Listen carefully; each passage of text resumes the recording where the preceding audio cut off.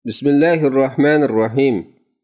Barliq hamdu sana Janobi Allohga bo'lsin. Shunaqla payg'ambarimizga, oil va abadlarga va uningga toki qiyomatgacha ergashganlarga durud salomlar bo'lsin. Tugi go'shi yegandan keyin tahorat sunish yoki sunmaslik olimlar o'rtasida ixtilof bo'lib qolgan masalalar bo'lib, Hanbali, Zohiri, ahli hadis va ba'zi Shofiy mazhab olimlari tugi go'shini xom yoki pishirib yesa tahorat sunudu deb qaragan. İmam Navaviy mushu qarashni tarjih qilib bunday degan. Dalil jihatdan sahih yoki kuchli bo'lgan qarash mushu. Men rojih deb qaraydiganimmi shu. İmam Shavkaniymi mushu qarashni tarjih qilgan. Ular tövendagi hadisni dalil qilgan. Bara radhiyallohu anhu rivoyat qiladi-ki, Payg'ambar sallallohu alayhi va sallamdan tugi go'shi yegandan keyin tahorat elish haqida so'ralganda, tahorat elinglar dedi. Qo'y go'shi haqida so'ralganda, tahorat almanglar dedi. Yana Jabir ibn Samura radhiyallohu anhu rivoyat qiladi-ki, bir kishi Payg'ambar sallallohu alayhi va sallamdan qo'y go'shi yegandan keyin tahorat alamdu deb so'ravdi. Xohlasang tahorat al, xohlasang olma deb javob berdi. O kishi tugi go'shi yegandan keyin-chu deb so'rgan edi. Tugi go'shi yegandan keyin tahorat olgin dedi. O kishi qo'y eg'illarida namoz o'qisam bo'lamdi deb so'rgan edi. Dedi. O kishi tugi cho'kadigan joylarda namoz o'qisam bo'lamdi deb so'rgan edi. Yo'q deb javob berdi. Bu qarashdagilar tugi go'shi bilan qo'y go'shini ayirishga tahorat elitish ibodat. Biz shundoq buyurgan ekan, bizni shundoq buyurgan ekan, sababini surishti qilmaymiz degan tariqada sabab ko'rsatgan. Yana ba'zi hadisda to'gi qo'tallarini qo'y kala qo'tallaridan ayirib qaragan masala. Abu Davud rivoyat qilgan yuqorqi sahih hadisda Payg'ambar sallallohu alayhi va sallam to'gi cho'ktiriladigan joyda namoz o'qimanglar, chunki u shaytonlardandir degan. Bu masala o't pishirilgan go'sht esa tahorat elish kerak bo'lamdi degan masalaga chetishliq. Chunki tugi go'shimi o't pishirilgan narsalar qatoriga kiradi. Bir qism sahoba tabiinlardan o't pishirilgan go'sht esa tahorat elish kerak deb kelgan.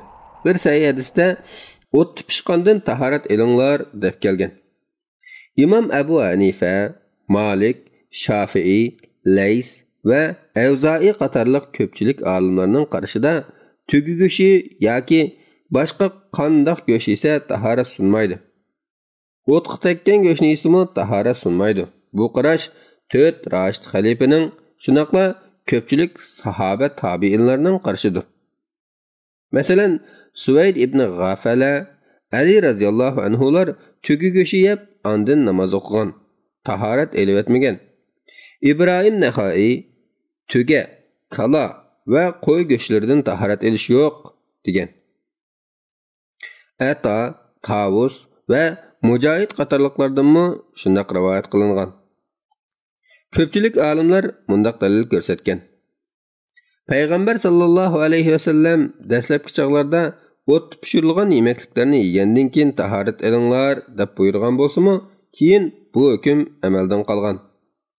Hazreti Jabir radhiyallohu anhu bundaq rivoyat qilgan. O't pishirilgan yemekliklarni yegandan keyin tahorat olmaslik Payg'ambar sallallohu alayhi va sallamning oxirgi chog'larida tutgan yo'lidir. Bu hadis umumlikni bildiradi. Ya'ni tugi go'shi bo'lsin, boshqa go'sh bo'lsin o'xshash. Chunki tugi go'shi o't pishirilgan go'shlarning bir xilidir. İmam Tahaviy bundaq deydi. O't pishirilgan barliq go'shtlarni yegandan keyin tahorat elish amaldan qoldirilgan burunqi ish bo'lsa, uning bir turi bo'lgan tugi go'shni yegandan keyin tahorat elishmi amaldan qoldirilgan bo'ladi. Demak, keyin kelgan umum hukm burun kelgan xos hukmni amaldan qoldirgandir. Tövendagi hadislarmi buni ko'rsatadi. Said ibn al-Haris rivoyat qiladi-ki, u Jabir ibn Abdullah radhiyallohu anhumadan o't bevosita pishirilgan narsalarni yeb solsa, tahoratni yangilamdi deb so'rganda, u yo'q, biz Rasululloh sallallohu alayhi va sallamning zamonida undaq taomlarni ancha topolmaydik. Tapqınımızdımı bizning sürtüzdiğanga qo'llarimizdan, belaklarımızdan va putlarimizdan boshqa alohida qo'l-oyoqlarimiz yo'q edi. Keyin tahorat yanglamayli namoz o'qiyveratdiq degan. Ata ibn Yasar Abdullah ibn Abbas radhiyallohu anhumadan rivoyat qiladi-ki, Rasululloh sallallohu alayhi va sallam qo'yning targ'oq go'shidan yeb bo'lgandan keyin tahorat yanglamayla namoz o'qigan. Ja'far rivoyat qiladi-ki, uning otasi Amr ibn Umayya radhiyallohu anhu uningga o'zining Rasululloh sallallohu alayhi va sallamning qo'yning targ'oq go'shidan kesib yeyotganda namozga chaqirilib, qo'lidagi pichoqni qo'yib tahorat yanglamayla namoz o'qiganligini ko'rganligini so'zlab bergan. Abu Bakr, Ömer va Osman radhiyallohu anhularmo go'sht yeb tahorat yanglamagan. Imom Abdurrazzoq o't pishirilgan narsadan tahorat olmaydi degan bobda 4 xalifa Alimu shuning ichida Ibn Abbas, Abu Hurayra, Ibn Mas'ud, Abu Umama qatorliqlarning bir vaqaliklar rivoyat qilingandan keyin bundaq rivoyat qilindi. Uqba ibn Yazid rivoyat qiladi-ki, Anas ibn Malik radhiyallohu anhu bundaq degan. Madinaga kelib Abu Talha bilan billa kashf tamoq yedim. Uning bilan billa Rasululloh sallallohu alayhi va sallamning sahobalaridan bir qancha nafar kishi bor bo'lib, ularning ichida Ubay ibn Ka'b bor edi. Shu chaqda sham namoz vaqti bo'lib qolgan edi. Men tahorat alg'ili o'rnimdan tursam, ular sen paydo qilib olgan mavi Iroq odatimi nima? Pak halol yemeklikdanmi tahorat olamizmi? deyishdi. Shunday qilib, ularning hammasi qayta tahorat olmayla shamni o'qishdi. Hazrati Ibn Abbas radhiyallohu anhuma mundaq degan. Tahorat elish degan chiqqan narsadan bo'ladi, kirgandan emas. Bu sahobaning so'zi bo'lsa-mu, bu ijtihodiy masala bo'lmag'achqa, buning hukmi Rasulullohning so'ziga o'xshash. Hech bo'lmaganda bu katta faqih bir sahobaning so'zidir. Demak, bu bir umumiy qoida. Ya'ni tahorat degan bir narsa yeyish yoki ichishdan sunmaydi. Qo'y go'shi bo'lsin, tugi go'shi bo'lsin, hammasi go'sh. Bularning hammasi tahorat sundirmaslikda o'xshash. Buningga binoan ko'pchilik olimlar o't pishirilgan yemekliklarni yegandan keyin tahorat elish vojib emas, u tahoratni sundirmaydi deb qaragan. Nurg'unlagan sahobalarmi mush qarashda bo'lgan. Az bir qism olimlar yuqorqi hadisga asoslanib o't pishirilgan yemekliklarni yesa tahorat sunidi deb qaragan. Demak, ko'pchilik olimlar hamisha hamma go'shni o'xshash deb qarasa, bir qism olimlar tugi go'shi buning sirtida deb qaragan. Tahlil qiladigan bo'lsak, ko'pchilik olimlarning tugi go'shi esa tahorat sunmaydi degan qarash kuchlidir. Nima uchun deganda, bu mutlaq ko'pchilik sahobalarning qarashidir. Buning ichida 4 rashid xalifam bor. Ular payg'ambar sallallohu alayhi va sallam bilan eng yaqin o'tgan, sunnatni eng obdan biladigan zotlar tursa, ularning kundalik turmushida takror uchrab turadigan bu ishda payg'ambarning sunnatini bilmay qolarmi? Undan keyin 20-30 yil buni bilmay yasharmi? Shunga Imom Navaviy o'zi tahorat sunudi degan qarashni kuchlik degan turuqliq yana mundaq degan. Ko'ngil xotirjam bo'lishga eng yaqin qarash 4 rashid xalifa va ko'pchilik sahobalarning qarashidir. Hafiz ibn Hajar mundaq degan. Osman ad-Darimi yuqoridagi ikki taraf dalil qilgan hadislar bir-biriga qarata teng kelib qilib, qaysi rojih ekanligi aniq bo'lmagan ahvolda rashid xalifalar Rasululloh sallallohu alayhi va sallamdan keyin amal qilgan ishga qarab, bu ikki qarashning birini tarjih qildik degan. Imom Navaviy Muhazzibning sharhida buningga rozi bo'lgan.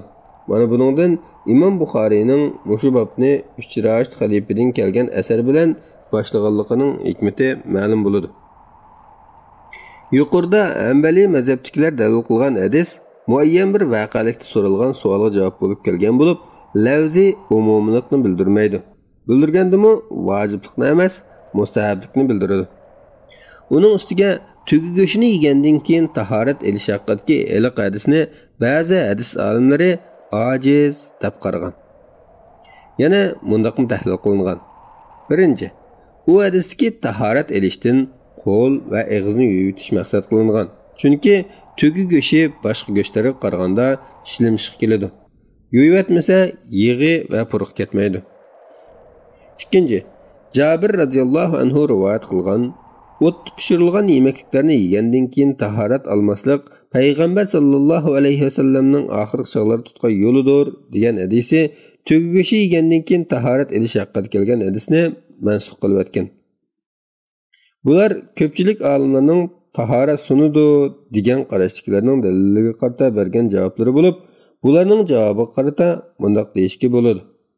Birinchi, ular ba'zi olimlar ojiz degan ashu hadislar sahih bo'lib, bularda ba'zi bir illatlar bormi yo'q, ojizlik bormi yo'q, buni texim chunqur tekshirib beqish lozim. Ikkinchi, hadisdagi tahorat elishdan qo'l va og'izni yuvitish maqsad qilingan degan so'z vuzu degan shar'iy atalg'iga xilof keladi. Shunga ularning bu gapi jingda o'ltirmaydi.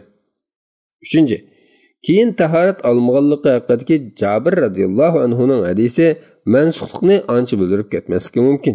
Chunki Rasululloh sallallohu alayhi vasallam boshda tahorat elishga buyurib, keyin kishilar buni vojib deb o'ylab qolmasin deb o'zi tahorat elitishni tarq qilgan bo'lishi cho'ng ehtimol.